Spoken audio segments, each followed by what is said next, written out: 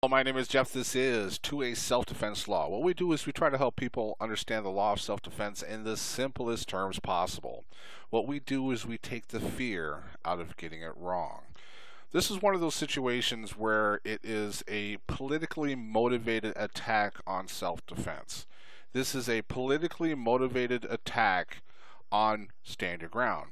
Even though that this case has absolutely nothing to do with stand your ground, it seems like most articles around when it is a self-defense shooting, it is an attack on self-defense. Here in Minnesota, it seems like every single self-defense attack that we have in the state of Minnesota, the Star and Tribune, the Star and Sickle in some cases, will claim that this is justifiable with duty to retreat, or he had some duty to retreat and this is why it's not a good shoot. This is an attack on self-defense. It's not a black or white issue. If the roles reverse, I would say the exact same thing. Now, this is a guy that really shouldn't have got into this fight, and we talk a lot about this with the innocent standard. Some of you guys are going to say, Jeff, you're a hypocrite. When we're talking about the innocent standard, you can't get into these type of scenarios because it goes towards your intent. Well, there's a little caveat to this.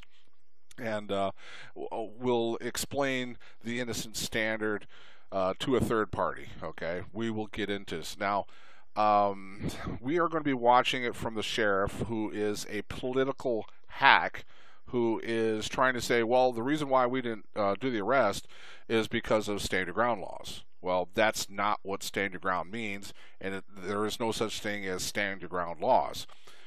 It is a law. The reason why he wasn't arrested, and the reason why the Florida legislature put this law in order, was because the prosecution will use the process as the punishment, as the arrest, as the prosecution going to jury.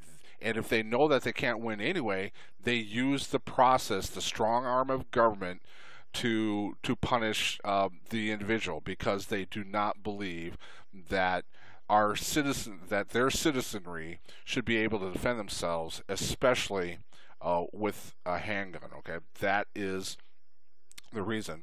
Now, the reason why the sheriff didn't arrest the shooter was because it was inside the legal bounds of self-defense. The legal defense of self-defense is what it was within. Now, if it happened a little bit longer from where he was pushed down, I think we're going to be getting into a little bit of a muddy gray area. But I think after he was pushed down and he shot, well, let's get into it. I'm going to be going through a video that was at the sheriff's press conference, so we'll just go through it and I'll commentary a little bit through it. So here's your shooter. He sees the lady, the girlfriend of the victim, sitting in the handicapped parking lot. He goes around to the back. He doesn't see any stickers or anything. He's going now, and now he's going to eventually start confronting. Now, the sheriff has already said in his interview that there was no threats given to this point. Okay, there was no deadly threats. There wasn't say I'm going to kill you or anything like that. So that is going to be part of the scenario. Now, you see this guy. I think this is going to be a guy when he finally pops out, or here. He's still jawing with her. Hey, why are you sitting there? You don't want to get into this scenario. This is where the innocent standard is. Even though that this guy in the past has bugged other people about being in the handicapped parking zone, just because he's a jerk about it doesn't disqualify his innocent standard.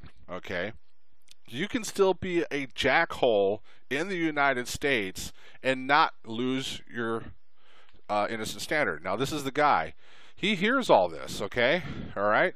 He goes in and he tells the clerk, saying, hey, there's something going on out there. You need to do something about it, meaning dial 911. He's still there looking at it.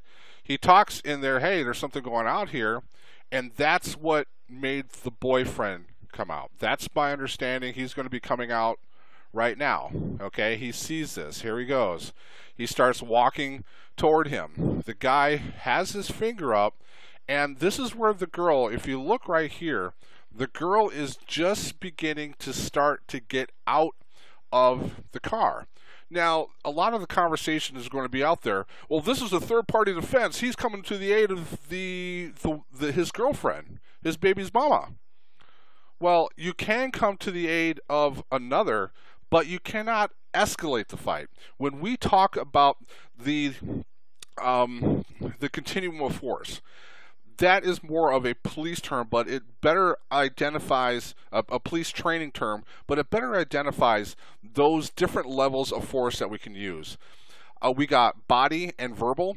That is one layer of force. The next step up would be what I call ordinary force or physical force. And within physical force, there's going to be a spectrum of forces. Obviously, a shove or a poke in the chest is going to be much different than a swift kick in the gonads. Okay, you understand that there's going to be a spectrum of forces in there, and on the top layer is going to be deadly force. There is no spectrum of force above deadly force. Deadly force is going to be deadly force. But you also need to know that there could be a disparity of force in height, in weight, in ability, a position advantage, which is where we're going to be talking a little bit about that. So if you, medical history, age, if I didn't put that in, if we take that entire breadth and scope, those disparity of forces becomes the eventual shooter subjective reasonable person standard, and you have to take that into consideration when you incorporate the reasonable person standard and go from there. Okay, now this is what happens. Okay, now again, we were talking about the continuum of force model. Right now they are at the verbal stages. Okay, so if you're going to be defending your girlfriend, the only thing that you can really do is verbally defend your girlfriend. See what goes on.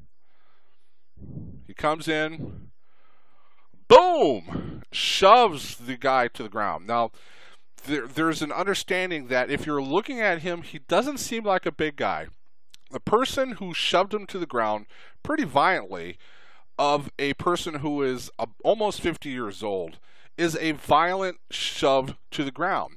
Now the people who are saying he's coming to the aid of a third-party defender, he is just defending his girlfriend, he had a right to do that. No, what did he do? He escalated it to ordinary force by the violent shove to the ground. Now, we don't know this guy's physical condition. Does he have heart issues, hip issues?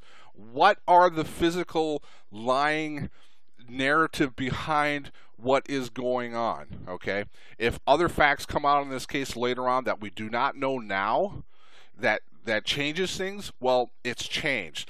But according to what the sheriff's department has said, that there was no physical threats during the verbal stages. Now, if we watch this guy, what is he doing? Is his hands still in his pocket? The guy just rolled over. He has a potential of multiple attackers. Maybe this guy, I don't know if he saw this guy, but he doesn't know that if this guy is with them or not. So you're getting into his subjectively reasonable person standard, where he's looking at this big aggressive guy with his hands that went back into his pocket, the age difference, the weight difference, the height difference, the multiple attackers. Now let's get this thing a little bit closer to what we're going. What happened? Oh no, he just stepped back a little bit. But just before that, I don't want to rewind that, what did he do?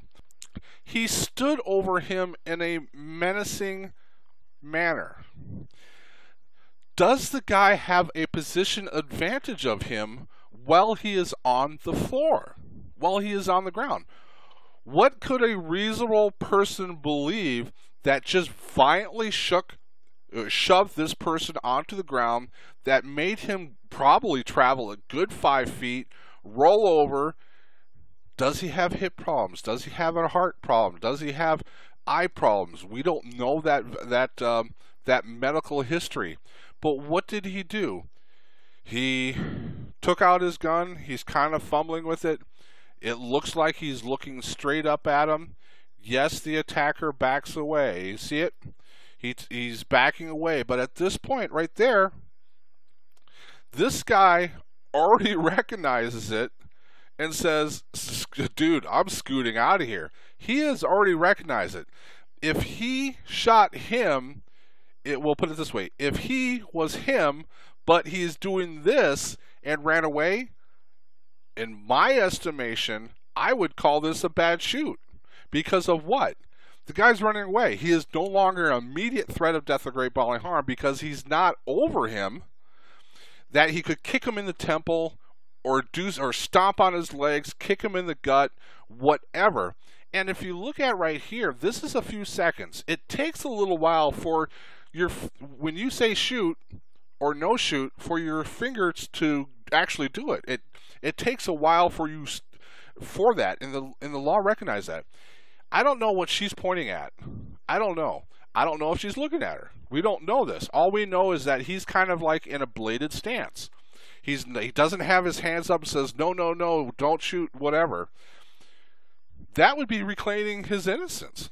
And if he got shot with that, this would be a bad shoot. But he's in a bladed stance. And this is where, let's keep on going. The shot happens. He turns away. The shooter doesn't shoot again. Why? Because he turned away. He recognizes the fact that the immediate threat of death or great bodily harm probably is no more. Let's continue on. Let's continue to watch this. Now, he's going away. He's training on the guy. He didn't shoot again because he recognizes that the threat has ceased. The other thing I want to say is that he didn't shoot the girlfriend because the girlfriend ran away afterwards after he took care of the immediate threat of death or great bodily harm. All right. Now, let's actually go through some of the standards. Was he the innocent party? Now, we can argue, yeah, he was a jerk. He was a jackhole, creating stink about people parking in handicapped parking lot. But being an ass isn't illegal. Now, again, we talked a little bit about this, the innocent standard. If he had a continual physical altercation with the woman in the car, the innocent standard would apply to him. But it didn't, because a third party came in and escalated the fight to ordinary force that then turned into a deadly force scenario with age, with the disparity of force, with the age advantage, the height advantage, the ability advantage. He had no place to go. He didn't claim stand your ground. And when you are physically on the floor, where do you have to retreat? Where do you have to go when somebody is standing over you menacingly with possible multiple attackers? If any other facts come out of this case where it changes things, this is where the sheriff, who is a weasel, who is a political hack weasel, is saying why he couldn't arrest him. It doesn't mean that later the state can't prosecute him, exactly like with the George Zimmerman thing. The police didn't arrest him at first, but later the state arrested him for prosecution. There is a huge, huge difference. Now, this could be a separate video, but I'm going to be talking a little bit about standing ground and what standing ground is, what your standing ground isn't. Standing ground was put into place because the element of retreat is highly subjective in a very volatile scenario, and you're asking people to prove a negative. That you couldn't go that way, you couldn't go this way, you couldn't go that way, you couldn't go this way, that way, this way, during a highly stressful situation.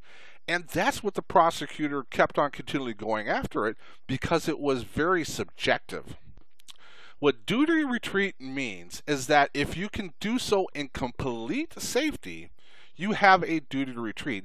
And if you're doing this tactically, if this is a tactical message, you should be looking to get out of there anyway. Did you know, let's talk a little bit about stand your ground. Did you know that there are flowcharts for stand your ground? For you to get the presumption of duty to retreat, stand your ground law, you may have to go through a flowchart up to 3 things to figure out even if you can claim, well, that's a bad word, even if you have the duty to retreat. We need to back up a little bit. There are up to 5 elements you need for a self-defense claim, and that is innocence, eminence, proportionality, avoidance, and reasonableness. The most common one to get suspended or removed in whole or in part is retreat. And whether you have a stand your ground law or the castle doctrine, it gives you that presumption that you don't have to have a duty to retreat because of a certain scenario. But in stand your ground states, did you know at least half of them are going to have requirements for you to see if you don't have a duty to retreat? Are you in those immediate seconds during a violent attack, are you cognitively going to think that you have to jump through a flowchart to see if you're going to stand your ground because you're a stubborn mule, or have a duty to retreat to do the smart tactical thing about not getting involved in that scenario? Half the states. And what are those requirements? Basically, it is that you have a legal right to be there. You're not in the middle of the felony. And like Pennsylvania also includes being attacked by a deadly weapon. All right? Isn't it wise just to automatically, isn't it easier just to automatically think that you have a duty to retreat in every scenario and don't let the court and lawyers decide if you had a duty to retreat in a state that has stand your ground? I also want to talk about, there is something called soft stand your ground states, and there are hard stand your ground states. States like Utah, which is a stand your ground state, but the finder of fact, the jury, can decide if it was so unreasonable that you had a way to escape and you didn't because you were a stubborn mule, you were pissed off that this guy was attacking you, and you were not in fear for your life, but you had hate or anger in your heart that this guy had the audacity to challenge your manhood. Do you have a stand your ground scenario? I like to just say, let's just say this is Star Trek, and all you had to do is press a button and a force field would jump up in front of you with absolute no way for a bullet to get through you, a knife to get through you, or they could punch you in any way, throw a firebomb at you, whatever. You were completely safe. Are you trying to tell me under that scenario that you wouldn't get away in complete safety because you were as stubborn as a mule? Now, let's finish it off. The hard stand your ground states, like Texas, will not allow the finder of fact to take that into consideration. That is it. Now, there's also something in Florida called a self-defense immunity hearing that this blowhard sheriff is going on about. Let's just get a visual on this. This is his political blowhole. Now, he keeps on barking that, well, the reason why my hands were tied. Well, if he could arrest him because it was outside the parameters, and he keeps on saying stand your ground, which is the absolutely wrong way to do it. He's only doing it to get political points. But if he could arrest him outside the legal defense of self-defense, he would arrest him, and then his sheriff's office wouldn't get sued for arresting somebody purely for political purposes. Self-defense immunity hearing. I'm not going to spend much time on it. So all self-defense immunity hearing is that the state is going along with it, and you take your court case to the judge, present your case, and get off. All right. Under this scenario, you have the burden of production. You have the burden of persuasion. Used to be in the state of Florida, where you had to go and lay out your entire court case. Well, do you really want to lay out your game plan if it didn't go well when you go to court? You're basically giving the prosecution your playbook. And it became almost as expensive as a trial also. So a lot of lawyers are starting to turn away from a self-defense immunity hearing unless if it's, a clear case of self-defense immunity. So if you do have some bumps in the road where you didn't do anything perfect, as an imperfect self-defense claim, this is where it is. So what the legislature actually did is that then they have to disprove beyond a reasonable doubt that your self-defense claim failed on one of the five elements of self-defense: innocence, imminence, proportionality, avoidance, and reasonableness. If they poke a hole through any of those, your self-defense claim would fail, and then that will give you an opportunity to plea bargain in some fashion, or spend more money on a self-defense claim for an imperfect self-defense claim, or whatever it is going on. So, in my opinion, with this the shooting, there's nothing here to indicate that it was racially motivated. Yes, he was an unarmed person, but with the disparity of force, with position advantage, with him doing one shot, turning around, and not continuing to shoot, then he recognizes that there is no immediate threat of death or great bodily harm after the victim turns away and later dies. It's a sad case, and I'll continue to go back to it. The icky part of it is that he started down the road. He went into his own rabbit hole by arguing with somebody that had no respect for handicap parking. It kind of goes into the intent. If those people are parking in a handicap parking, what do you think their intent is? To break the law, that they don't care what the law is. So if you do have to escalate to the next level, do you really think that they are even going to care? Oh, sir, you're absolutely right. You're right. I didn't see that there. I'll park over here the next time. Being a jackhole got him into this scenario, but being a jackhole doesn't eliminate yourself from defending yourself from a potentially bodily harm for the boyfriend standing over him. All right. I hope this makes a little bit of a clarification on this case, and a little bit of a clarification on what stand your ground means and what it doesn't mean. It doesn't mean some mythical, magical way for people to kill other people, and what stand your ground or self-defense immunity hearings mean. My name is Jeff. This is 2A Self-Defense Law. I hope this helped.